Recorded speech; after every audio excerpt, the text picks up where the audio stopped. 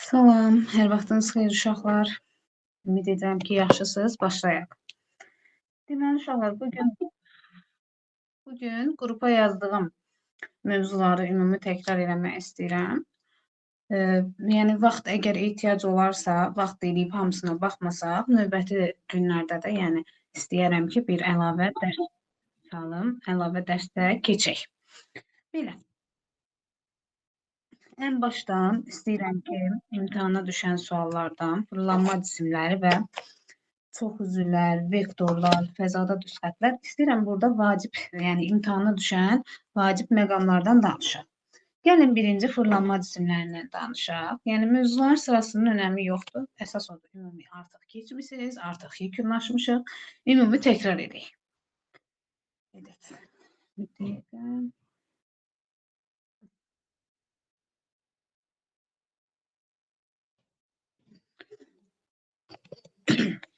Deməli.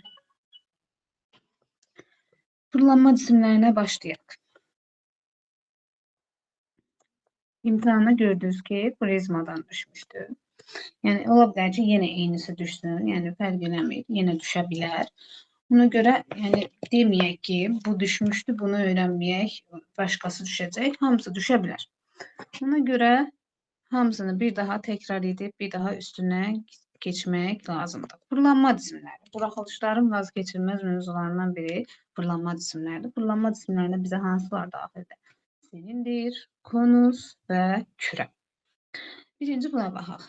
Deməli, silindirdən başlayaq. Silindir. Düsturları bildirsə uşaqlar, imtahana belə çətin formada yəni düşmür bundan, asan forması düşür.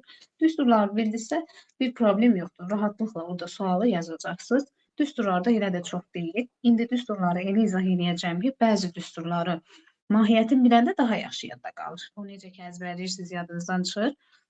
Amma mahiyyətini bilsəz, daha yaxşı yadınızda qalır.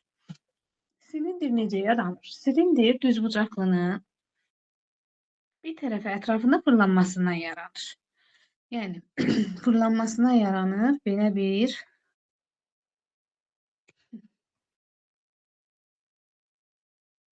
silindir. İndi səviyyəsiz ola bilər, əsas odur. Başa düşək şəklini. Çalışacağım daha diqqətli çəkim. Vaxt getməsin deyə üstündə çox dayanmıram. Deməli, silindirin düzbucaqlının fırlanmasından yaranır. Dedik bir tərəf ətrafında və iki çevrə oturacaqları çevrələrdir. İki dənə çevrə var. Biraz bunu balaca çəkim ki, uyğunluq olsun. İndi silindirin radiusu var. Oturacağının radiusu. Baxın. Bax, bu yan tərəfi düzbucaqlının üzərindəki olan yan tərəfin hündürlüyüdür.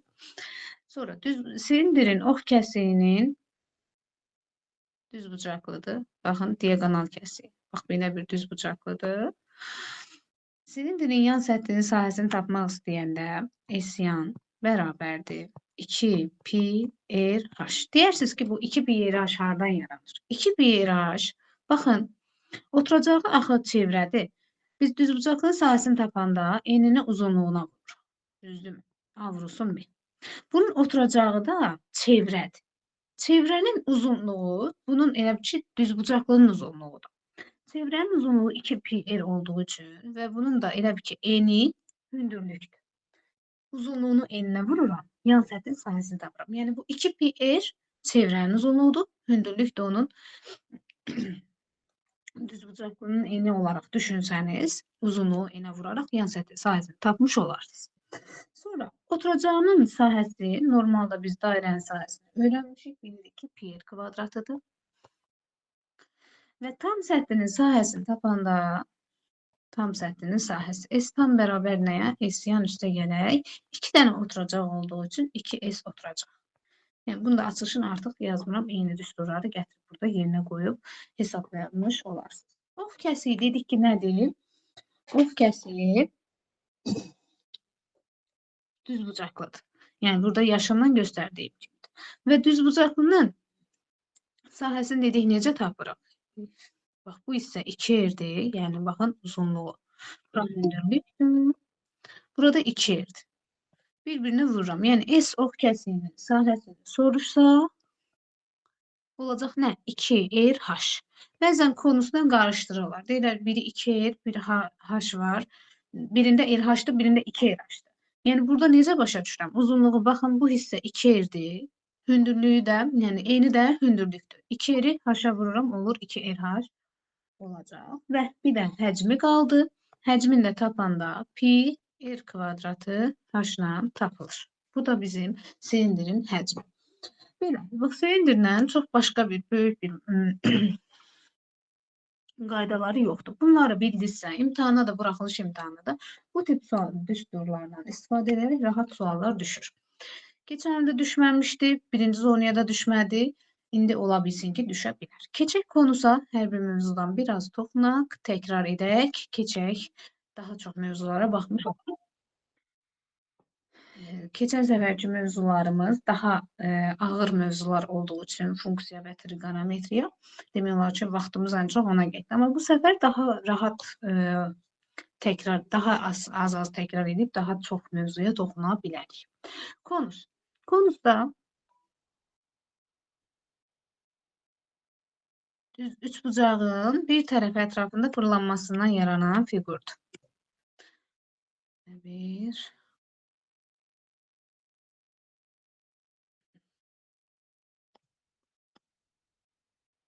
Biraz səviyyəli çəkək.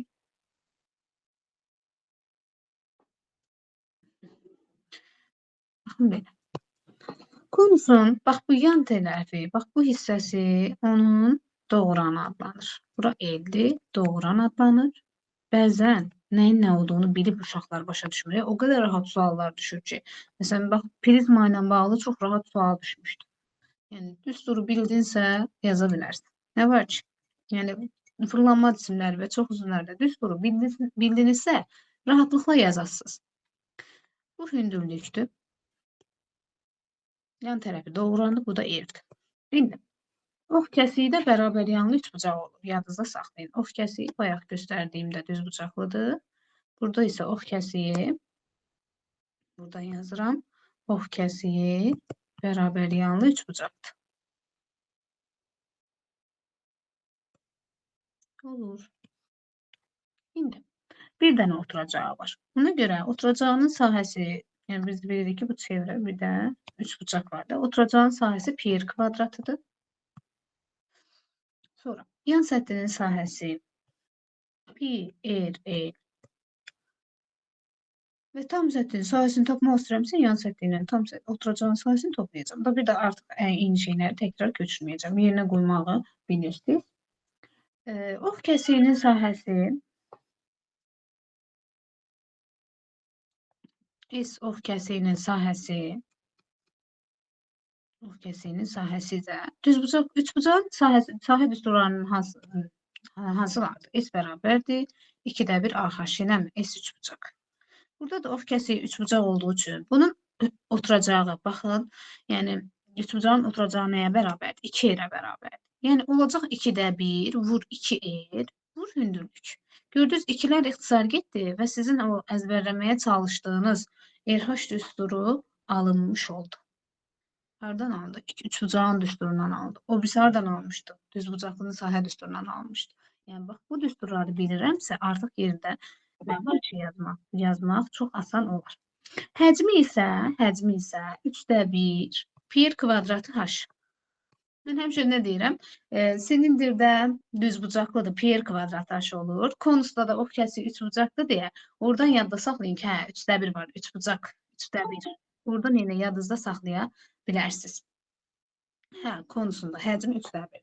Bu bizim konusumuzdur. Bir də var, bərabər tərəf, deməli, uşaqların çoxusu indi qoşulmağa başlayır.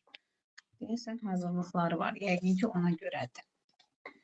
Sonra bir də konusla bağlı bir başqa bir qaydamız var. Belə bir konusunun yan səthinin açılışı var. Baxın, belə bir. Bu da bir dəfə bir hansısa buraxılış imtahana düşmüşdü. Bunu sileyim, dəqiqə. Belə. Yan səthinin açılışı. Belə bir qayda, belə bir şəkildir. Burada bax, bura L'dir. Bilirik ki, doğuranlardır. Bu isə betadır. Bir də çevrənin də uzunluğu bilirik ki, 2 pi. Yəni yan səthin açılışıdır. Plus da bizim betamızla radiusumuz arasında bir əlaqə düsturumuz var. Burada beta bərabərdir. Yəni bax, bu bucaq bərabərdir. R vurulsun 360 böl L düsturu ilə doğuran və bucaq radius arasında belə bir əlaqə düsturumuz var. Açılış bucağı, yəni buna biz nə deyirik? Konusun yan səthinin açılış bucağı bu düsturdan tapılır. Bunu yazıram. Konusun yan səthinin açılış bucağı. Səthinin sözü düzgün yazaq. Səthinin bir buraxılışda görmüşəm bu sualı. Açılış bucağı. Hansı buraxılışdır? Yadımdan çıxıb. İstəsəz, yəni buna aid sual yönləndirə bilərəm sizə, şəxsidə yazarsınız. Yəni yerinə qoyub rahatlıqla tapa bilərsiniz. Bax, bu düstur. Sonra bir də var uşaqlar, kəsik konus. Kəsik konus. Mən konusu çəkəcəm, sonra kəsəcəm, çünki rahat olsun deyə çətinlik çəkməyək. Belə bir üçbucaq. Bir də belə bir sərbəst oldu, özümüz çəkək. Buradan bir dənə kəsik atıram. Baxın, belə. Bu olur kəsik konus. Sonra bu hissələr silim. Olsun kəsik konus. Kəsik konusda 2 oturacağı olur. Bu balaca R olsun. Bu da böyük yer olsun. Yenə yan səthdə, yan tərəf doğuran L qeyd elədik. Sonra bu hündürlüyü. Yəni indi bax, kəsik konusa uyğun, yan səthinin sahəsi, tam səthinin sahəsi, of kəsiyin sahəsi və həcmini necə tapırıq ona baxaq. Bayaqkında bilirdik ki, adi konusda pi r l'dir. Burada da 2 radius olduğu üçün, yan səthinin sahəsini tapanda pi vurulsun r plus r vurulsun l olmuş olacaq. Məncə asandır, rahatlıqla yadınızda qalır. Oturacağımız sahəsini tapanda pi r kvadratı olduğu üçün S oturacaq bərabərdir. Hər birinin ayrı-ayrı qiymətlərini tapa bilərəm. Pi r kvadratı üstə gələk kiçik radius olanı r kvadratı kimi yaza bilərəm və buradan pi-ni çıxardaram. R kvadratı üstə gələk r kvadratı yazaram. Bunu biləndən sonra artıq gətirib tam səthinin sahəsini yaza bilərəm rahatlıqla. Olacaq. Birbaşa yazıram. S-yan üstə gələk S oturacaq, birbaşa yazıram. Pi. İndi bax, hamısını birdən yazanda baş qarışır. Birdən məsəl üçün fikir dərsdə olmayan insan birdən-birə dərsə baxanda deyəcək ki, ay aman, bu nədir belə? Bunu necə başa düşüm? Bunu necə yadda saxlayayım? Amma tək-tək izahını başa düşəndən sonra, mahiyyətini başa düşəndən sonra deyəsiniz ki, hə, nə var ki, yazmaq olar. Of kəsiyi trapesiyadır, yadınızda saxlayın. Of kəsiyini gəlin göstərim buradan sizə. Of kəsiyi, baxın, belə bir trapesiyadır.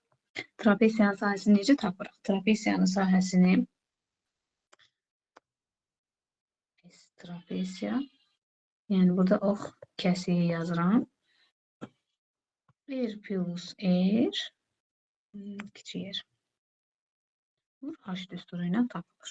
Yəni radiusların RH deyildi, digərində RH idi, burada da R plus R RH olmuş olacaq. Deyərsiniz ki, müəllim, trapesiyanın orta xəttini tapırıq. Məsələn, oturacaqların cəminin yarısı. Həqiqətən də oradan yaranır uşaqlar. Çünki bunun oturacağı 2 R-dir balaca. Bununki də 2 böyük yerdir, oturacaq bütöv. Bu da toplayıb yarıya böləndə 2-lər ixtisar gedir və R plus R vur H kimi qalacaq. Yəni, yenə deyirəm, mahiyyətini bilək, əzbərləməyək. Mahiyyətini bilsək, yaxşı olar. Həcmini deyək, həcmi biraz çətin gələ bilər uşaqlara. Düşünürlər ki, radiusların kubu olacaq orada, amma elə deyil. 3/1 pi r kvadratı H idi. Burada da 3/1 pi H. Mötərizədə. Radiusları isə bu formada. R kvadratı üstə yenə R vurulsun R. Üstə yenə R kvadratı olmuş olacaq. Bu da bizim kəsik konusumuzla bağlı düsturlarımız. Və bizə ən çox keçən il iki buraxılışın ikisinə də düşən kürə sualı. Kürənin düsturları çox asandır. Yəni kürə və sferadır. Düsturları çox asandır. Kürə necə yaranır və sfera necə yaranır? Sfera. Sfera yarımçevrənin diametri ətrafında fırlanmasından yaranır. Şuna baxın, bu çevrə diametr, bu da bu yarımçevrədir. Bunun diametri ətrafında fırlanmasından yaranır. Bax, bu diametri ətrafında elə ki, bax, belə fırlanır. Fırlanmasından kürə yaranır. Belə bir kürə yaratmış olduq. Və kürənin, sferanın sahəsini tapmaq üçün bunu belə birləşdirək. Əsərlər olsun. Və sferanın sahəsi 4πr kvadratı ilə tapılmış olur. Bu sferadır. Yenə deyirəm, yarımçevrənin diametri ətrafında fırlanmasından yaranır. Yarımçevrənin diametri ətrafında fırlanmasından. Fırlanmasından sfera yaranır.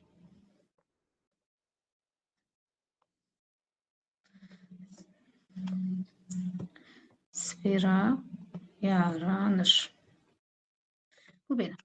İndi keçək kürəyə. Kürə isə sfera ilə hüdudlanmış cisimdir. Yəni, baxın uşaqlar, biz çevrə öyrənirdik. Sonra deyirdik, çevrənin hüdudlanmış hissəsinə dairə deyirik. Kürədə elə ki, bir var, içi boş kürə. Bir də var, içi dolu kürə. İçi dolu kürə, top məsəl üçün. Bax, kürə sfera ilə hüdudlanmış cisimdir. Bu isə yarım dairənin fırlanmasından yaranır. Kürə yarım dairənin fırlanmasından. Yarım dairənin diametri ətrafında fırlanmasından. Diametri ətrafında fırlanmasından yaranır.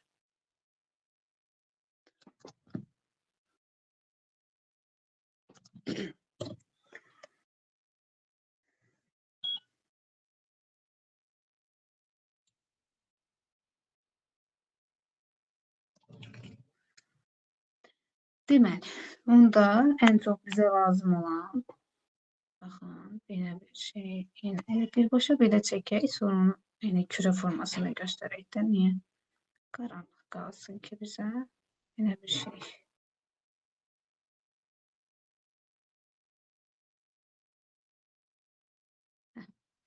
Bu da kürədir, hər tərəfi elə bir rənglənmiş,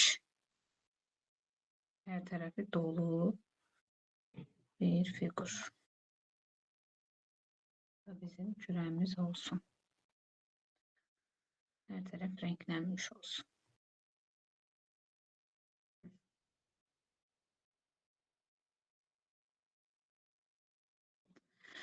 İndi kürənin ən çox bizə nə lazımdır? Həcmi lazımdır və imtahana da ən çox düşən hissə kürənin həcmidir. Həcmi də 3/4 πr kubu ilə tapılır. Yəni radiusla kürənin həcm düz asılıdır və kub olaraq asılı olmuş olur. Bu da belə. Yəni bizə ən çox lazım olan bax budur. Bir də bəzi suallarımızda, məsəl üçün topludun suallarını işləmiş olan uşaqlar bilir. Kürənin müstəvi kəsiyi. Uşaqlar, kürənin müstəvi kəsiyi, baxın, buradan bir kəsik atsaq, bax bu dairə olur. Dairədir. Bax, burada bir kəsikdir. Bura dairədir. Kürənin müstəvi kəsiyi dairə olur. Bax, bura bir R, balaca R. Bu da bilirik ki, mərkəzdən hər tərəfə böyük yerdir. Əgər biz kürənin mərkəzindən müstəvi kəsiyinin mərkəzinə qədər olan məsafəni tapmaq istəsək, bax buradan bura radiusu birləşdirsəm, h nəyə bərabərdir? H Pifaqor teoremi ilə h kvadratı bərabərdir böyük yerin kvadratı çıxılsın kiçik yerin kvadratı ilə tapılır. Yəni baxın, bu tip suallar imtahanımıza düşə bilər. Müstəvi kəsiyi dairədir və mən mərkəzdən müstəviyə qədər olan məsafəni tapmaq istəyirəmsə, dairənin radiusu ilə böyük kürənin radiusu ilə dairənin radiusu Pifaqor teoreminə görə çıxıram və hündürlüyü məsafəni tapa bilərəm. Və yaxud tərsi də yəni doğrudur da, belə də deyə bilərik. H kvadrat üstə gələk r kvadratı. H kvadratı üstə gələk balaca r kvadratı bərabərdir böyük r kvadratı da ola bilər. Şöyle, bu bizim olsun artıq fırlanma cisimlərimiz. İndi isə keçək çox üzvlərə. Çox üzvlər. Evdə indi bunu qəşəng öyrənərsiniz. Sonra da mən yenə keçən səfər kimi sınaqları ataram. Bu mövzulara aid buraxılışa düşmüş sualları ataram və sizə daha xeyri dəyər, daha yaxşı mənimsənmiş ola bilərsiniz. Çox zaman bəzən bu mövzuları çatdırıb bitirmək olmur hazırlıqlarda. Ümid edirəm ki, hamısını bitirmişsiniz. Keçək indi çox üzvlər. Çox üzvlərdən birinci növbədə prizmadan danışaq. Prizma. Çox zaman uşaqlar prizma ilə piramidanı bir-birinə qarışdırırlar və düsturlarını da bir-birinə qarışdırırlar. Bunun üçün nə etmək lazımdır? Prizma deyəndə qutu başa düşün. Mən həmişə nə deyirəm? Qutu. Piramida deyəndə də Misir piramidasını yada salıram ki, yəni təpə nöqtəsi var. Təpə nöqtəsindən verilmiş, yəni oturacağa qədər olan məsafələr. Prizma deyəndə isə, yəni yuxarı isə aşağı eyni olsun, qutu formasında olsun. Prizmalar müxtəlif formada ola bilər. Üçbucaqlı prizma, belə bir figurdur. Sərgəsiz ola bilər. Bir də məsələn 4 bucaqlı ola bilər, 5 bucaqlı ola bilər. Fərq eləmir. Prizma qutu formasında olur. Şöyle prizmanın ən çox nə qarışdırılır? Təpə nöqtələrin sayı, tillərinin sayı, üzlərinin sayı.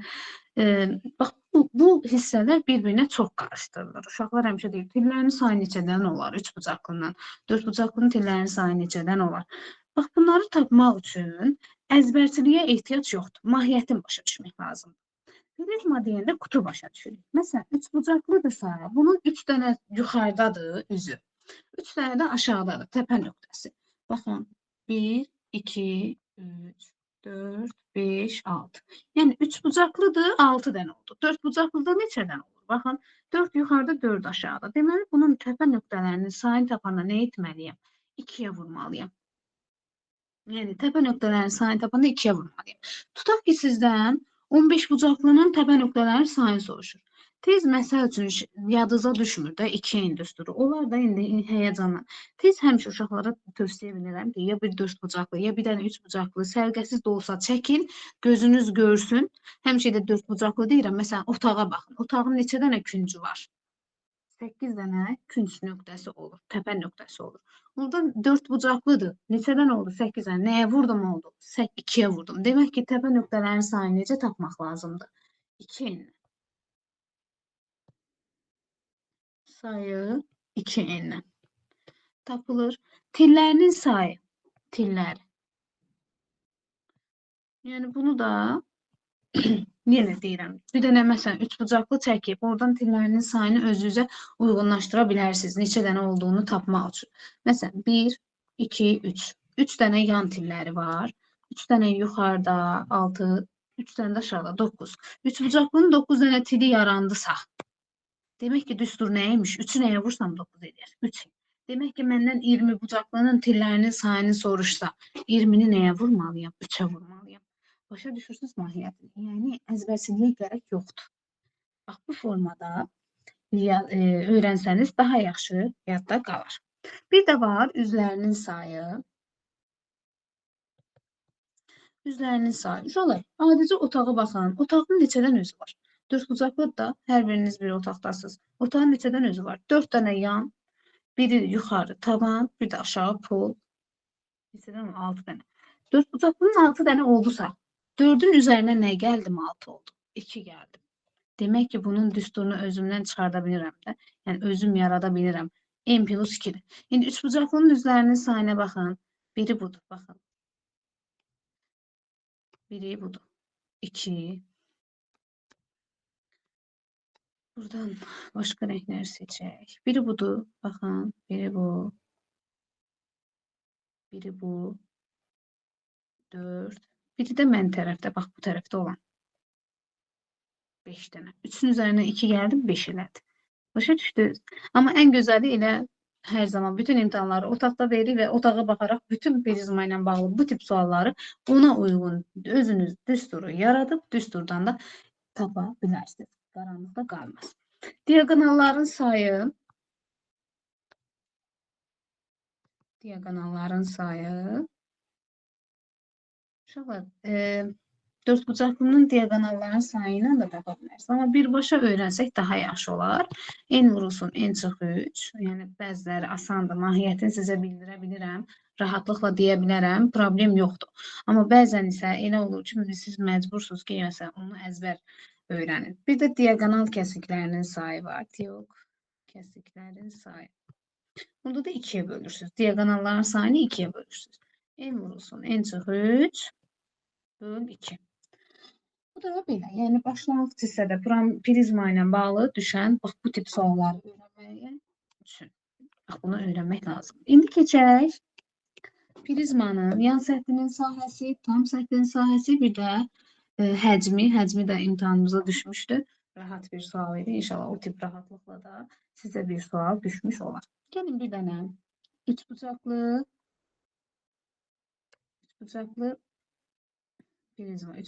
prizma çəkək. Belə bir şey. Az balaca çəkim. Bunu mən aşağıda indirirəm. Belə bir. Bunu birləşdirim. Bu bir prizmadır. İndi prizmanın bax yan telini ellə göstərdik. Bax bura olur el. Prizmanın hündürlüyünü bax buradan bura qədər məsafə hündürlüyü olmuş olacaq. Və ya məsələn, əgər bu mail prizmadırsa hündürlüyünü bax bu belə də göstərə bilərik. Buradan aşağı çəkib bax belə göstərə bilərik. Bax buradan burada hündürlük olmuş olar. Ehtiyac yoxdur. İndi bizdə prizmada ən çox lazım olan hissələr, lazım olan düsturlar nədir? Ən çox lazım olan, ən çox istifadə etdiyimiz düsturlar nədir? Ümumiyyətlə prizmanın, yadınızda saxlayın, mail prizmanın həmişə yan üzləri paralleloqram şəklində olur. Məsələn, baxın, biz burada prizmanın, bax bu yan üzü bir-birinə nə olmuş olacaq? Paralleloqram kimi, paralleloqram olacaq və hündürlüyü biz tapmaq istəyiriksə, uşaqlar, bax, bayaq mən burada belə bir hündürlük çəkmişdim də. Əgər mən bu hündürlüyü tapmaq istəyirəmsə, bax, bu bir hündürlük. Bu hündürlüyü tapmaq istəyirəmsə, necə taparım? Bu hündürlükdür. Bax, buradan bura tillə müstəvi arasında qalan, bax, bu bucaq, alfa bucağı ilə rahatlıqla tapa bilərəm. H bərabərdir. Sinus alfa. Bərabər qoydum. Sinus alfa. Yəni, bu da necə tapılır uşaqlar? Sinus alfa nəyə bərabərdir? Qarşıdakı katetin, daha doğrusu alfanın yerinə düzgün qoyun. Hündürlüklə. Baxın, buradan bura. Alfa. Qarşıdakı katetin bu hündürlükdə. Qarşıdakı katetin bitişik katetə nisbəti. Bitişik katetə nisbəti. Yəni, biz buradan sinus alfanı tapsaq, keçən dərsimizdə dediyimiz kimi, hündürlüyün elə nisbəti və mən hündürlüyü tapmaq istəyəndə tənasüblə vurmuş olacaq. Daha sonra keçirəm artıq yan səthinin sahəsini göstərmək. Burada perpendikulyar kəsik nədir? Perpendikulyar kəsik nədir? Ona baxaq. Perpendikulyar kəsik uşaqlar. Baxın, belə bir kəsikdir. Yan tərəflərdə perpendikulyar olan belə bir kəsikdir. Bunu belə bir rənglə işarələyim. Baxın, bu perpendikulyar kəsikdir. Perpendikulyar və perpendikulyar olduğu üçün bütün tərəflərə perpendikulyar olur. Baxın, belə. Bütün tərəflərə, yəni yan tillərə perpendikulyar olduğu üçün perpendikulyar kəsiyi adlanır və mən yan səthinin sahəsini tapmaq istəyirəmsə, S yan bərabərdir. Perpendikulyar kəsiyinin perimetri, perpendikulyar kəsiyi perimetri vurulsun, el düsturu ilə tapılır. Tam səthinin sahəsini tapmaq istəyirəmsə, 2 dənə oturacaq olduğu üçün, oturacağı da 3 bucaq olduğu üçün 2S oturacaq. 2S 3 bucaqdır da, yəni oturacaq. Üstə gəlsin S yan. Yan səthdə paralelogramdır. Uşaqlar paralelogramın sahə düsturlarından istifadə edək. Tapa bilərik, sonra 3-ə vura bilərik və ya perpendikulyar kəsiyini elə vuraraq, yəni yan telinə vuraraq tapmış olarsınız. Həcmi isə imtahana düşmüşdü. Artıq bunu bilməyənlər belə imtahana düşdüyü üçün hər kəs bilir. S oturacaq vur H və ya V bərabərdir. Perpendikulyar kəsiyini ola bilər ki, versin sahəsini, perpendikulyar kəsiyinin sahəsini versin və yaxud tərəfləri verib sizdən sahəni soruşa bilər. Perpendikulyar kəsiyi vurulsun, el doğuranla da həcmi tapmaq olar. Sonra prizmanın ən çox düşən növləri paralelipiped və kubdur. Paralelipipedin demək olar 5-ci sinifdən bəri keçdiyimizə görə, yəni uşaqların keçdiyinə görə paralelipiped demək olar düsturların çoxsunu bilirlər. Ümid edək ki, bilinir. Deməli, düzbucaqlı paralelipiped, ümumiyyətlə paralelipiped. Gəlin bunları da deyək. Deməli, A eni B uzunluğu C-də hündürlük adlanır. A eni, tez bunun üzərindən danışaq, keçək. B uzunluq, C-də hündürlük. Yazıram hündürlük. Yəni, bunda əgər tez-tez düsturlarımızı deyək, təpə nöqtələrinin sayıdır, tillərinin sayıdır, üzlərinin, diagonallarının, nə bilim, diagonal kəsilərin sayını hamısını yuxarıda biz dedik. Yəni, bir də onu deməyə gərək yoxdur. Birbaşa düsturlara keçəcəm. Deməli, yan səthinin sahəsini tapanda 2C vurulsun. A plus B ilə tapıram. Yan səthlərinin sahəsi. Yəni, bunun isbatı da var, amma məncə rahatdır. Yəni, yan səthi baxın, qarşı tərəflər bir-birinə bərabərdir. Baxın burada. Yəni, burada nə yaranır? A vur C. Baxın, A vur C. Bunun sahəsi nədir? Yan tərəflərin. A vur C. A vur C, üstə gələk, A vur C. 2 dənə. Digər tərəfləri, baxın. Bir də budur da yan səthi. Bir budur, bir də budur. Bu da nə olacaq? B vur C. 2 dənədir. B vur C. Üstə gələk yenə B vur C. 2 dənə yan qarşı tərəflər bir-birinə bərabər deyə AC üstə gələk AC, B vur C üstə gələk BC. Yəni burada da 2C-ni hamısını toplayanda 2AC üstə gələk 2BC, oradan da 2C-ni çıxardanda bax bu düstur yaranmış olur. Tam səthinin sahəsi də eyni qayda ilə yaranır. Burada da olacaq 2 vurulsun A vur B. Yəni qarşı tərəflər, qarşı fiqurlar bir-birinə bərabər olduğu üçün 2 dənə olmuş olacaq. AB, BC, AC. Həcmi isə hamısı bir-birinə vurulur. Yəni uzunluğu, hündürlüyü, həcmi tapılır. Diagonal isə diagonalın kvadratı bərabərdir. A kvadratı plus B kvadratı plus C kvadratı ilə tapılır. Sonra düzbucaqlı paralelipipedin xaricinə çəkilmiş kürənin radiusu. Xaricinə çəkilmiş kürənin radiusu isə yəni bunu məntiqlə çəkib də özünüz bilərsiniz, amma yenə də deyək. Kürənin radiusu. Çox düşdüyünü görməmişəm belə bir sualın. Ona görə çox zaman uşaqların da məlumat olmur, amma çox rahatdır. D bölünsün 2 ilə tapılır. Yəni, diagonalının yarısına bərabərdir. Həqiqətən də burada bir dənə kürə xəyal eləsəniz, baxın, belə bir kürə, tutaq ki, belə bir şeydə, yəni, belə bir şeydə fikirləşə bilərsiniz. Bunun diagonalının yarısı, bax, mərkəzdən keçir deyək, kürənin radiusu diagonalının yarısına bərabər olmuş olacaq. Sonra keçirik kub. Kubdan suallar çox yaygındır düşməyi. Kub bütün tərəfləri, bütün tilləri bir-birinə bərabər olan paralelipipeddir. Kub. Bütün tilləri bir-birinə bərabər olsun. Siz ola bilər. Hamısı A-dır. Bilirik ki, məsələn, otaqdır, 4-ün 4-ə bir otaqdır. Məsələn, hər bütün tərəflər bir-birinə bərabərdir. Kubun, deməli, yan səthinin sahəsini tapmaq istəyirəmsə, neçə dənə yan üzü var? Bayaq dedik, 4 dənə. Onda nə olacaq? Bir üzü kvadrat olduğu üçün 4A kvadrat. Tam səthinin sahəsi 6 dənə olduğu üçün yan üzü 6A kvadratı. Həcmi olacaq A kubu. Yəni bu da, yəni bu düsturdan yaranır. A vur B vur C. Burada da A vur A vur A kubu yaranmış olacaq. Diaqonalı olacaq A kök altı 3. Bax, diaqonalı. Bax, buradan bura qədər məsafədir. Yan üzünün, istənilən üzün diaqonalı ilə ümumi diaqonalı qarışdırmayın. Yan üzünün diaqonalı A kök altı 2. Çünki baxın, kvadratın diaqonalı A kök altı 2 ilə tapılır. Lazım olur suallarda. Yan yazıram, bərabərdir A kök altı 2 və tapılmış olur. Bir də var diaqonal kəsiyinin sahəsi. Diaqonal kəsiyinə gəlin göstərək. Diaqonal kəsiyi uşaqlar. Birinci mən buradan şəkillə göstərim. Baxın, bu bir diaqonaldır, burada bir diaqonaldır oturacaqlarını.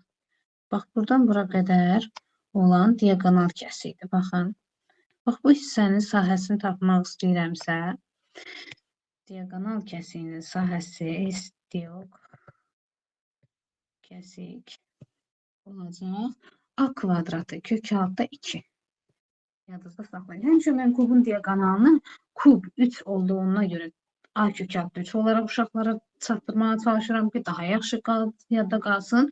Yan üzü kvadrat olduğu üçün 2, A kök altı 2 ilə yadda saxlayın. Diaqonal kəsiyi də, yəni burada o diaqonalın ölçüsündən ibarət olaraq, yəni məsələn, bura bu A-dır, burada A-dır, onda bu diaqonal A kök altı 2 olur. Bu da A-ya bərabərdir və düzbucaqın sahəsi necə tapılır? A vurulsun A kök altı 2. Yəni oradan da əlaqələndirib özünüzə düstur yarada bilərsiniz. Şərt deyil ki, düsturu əzbər biləsiniz. Məsələn, kvadratın oturacağın diaqonalı A kök altı 2, teni A-dır, sahə A vur B olduğu üçün A-nı A kök altı 2-yə vurursunuz, sonra da A kvadrat kök altı 2 tapırsınız və ya bu şəkildə əzbərdə yadda saxlaya bilərsiniz. Bu da sizin kubunuz, yəni prizmanız. Ümid edirəm ki, prizma ilə bağlı hər hansı bir problem vardısa da aradan qalxdı. Ümid edək ki, daha rahat və sizin biləcəyiniz şəkildə suallardan da düşmüş olar. Keçək piramida. Piramida deyəndə həmişə Misir piramidası deyirəm ki, uşaqlar prizma ilə piramidanı qarışdırmasınlar. Məsələn, çox zaman görürəm ki, piramida ilə prizma sözləri də oxşardı deyə bilmirlər ki, prizma yerinə şəkilini çəkəndə necə çəksinlər. Piramida deyəndə həmişə Misir piramidasını yadınızda saxlayın. Yəni təpədə bir nöqtə var. Aşağıda fiqurda, yəni özündən asılı olaraq dəyişir. 3 bucaqlı ola bilər, 4 bucaqlı ola bilər. Yəni hamısı oturacağından fərqli olaraq dəyişir. Bax, belə bir piramida. Sonra 3 bucaqlı piramida ola bilər. Belə bir piramidadır. Məsələn, biraz aşağıdan çəkim. Yəni bunu qaldırıram.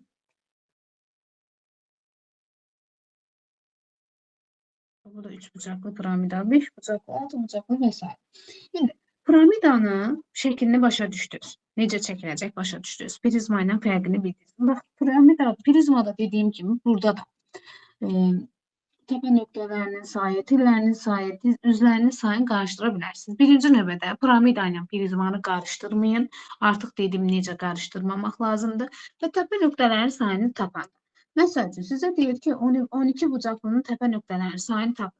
Siz də düsturu yaddan çıxartmışsınız. Tez neynəyəcəksiniz? 3 bucaqlı piramida çəkin. 3 dənə təpə nöqtəsi aşağıda, bir dənə də yuxarıdadır. 3-ün üzərinə nə gələndə 4 dənə təpə nöqtəsi oldu da, düzdürmü? 3-ün üzərinə nə gəlsəm 4 eləyər. 1 gəlsəm. Demək ki, piramidanın təpə nöqtələrinin sayını necə tapmaq lazımdır? Təpə nöqtələrinin sayı n plus 1